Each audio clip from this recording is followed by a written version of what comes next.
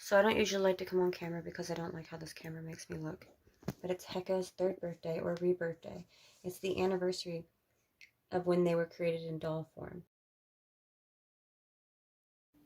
So it is the 3-year anniversary of when I originally brought, because Heka contains 4 human bones. I brought a metacarpal and 3 bones from the human foot, from different individuals' feet. They contain a multitude of dead persons, into a Build-A-Bear. And I have the birth certificate and everything for it. It's the winter solstice. December 21st every year is Heka's rebirth day. And I actually think that that's where Heka gets their violent streak from. Because the 108 are the most violent shades that I have ever adopted into my custody.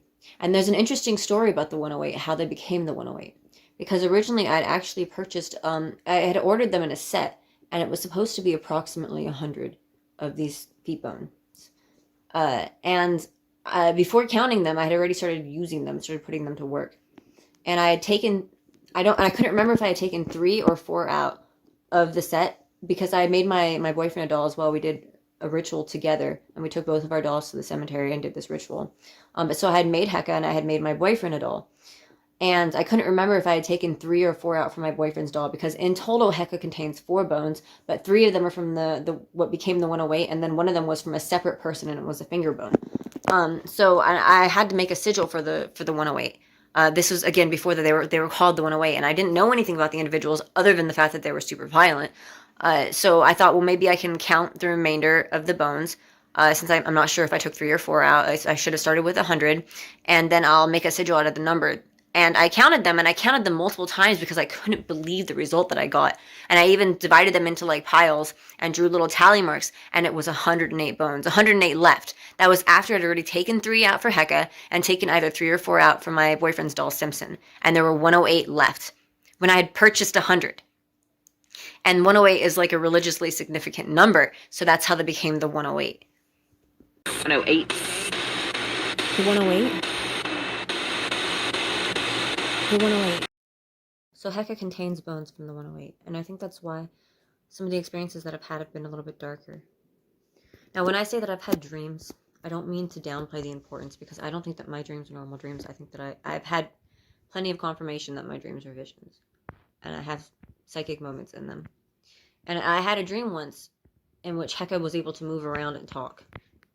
And when they spoke with overlapping voices to the point where sometimes I couldn't even understand what they were saying.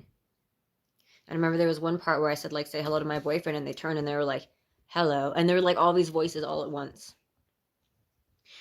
But Heka, ooh. Like, I'd asked them if they were happy about what became of them, and they said no. And I said, well, horrified, mortified, I was like, well, do you want to go back? Like, do you want me to undo it? And they were like, no. And they said that they could take things from other people and bring them to me. And I finally learned how to utilize that. Heck is kind of a badass. But so then I said, what about integrity? And they just stared at me with these dead eyes. And the ritual that we created Heka for was wildly successful. And the ritual that we created Heka for was wildly successful. My boyfriend and I both took our dolls with the bones to a cemetery. My boyfriend cut himself to feed his blood to the shades. I prepared the supplies, and we prayed for visions of the dead through Hekate. And the first night that I slept with Heka after that, they told me things about necromancy. They said that when you work closely with the dead, you run the risk of encountering health problems and potentially even dying prematurely ourselves. They said that that risk is much increased if you have sex with them.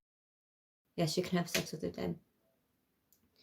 And I've always taken that to heart because of all the things that they could have told me that was worth mentioning. And in my vision, I think I was dead. Because at one point I had a rag on my forehead and I was super disoriented. There was someone else in my home.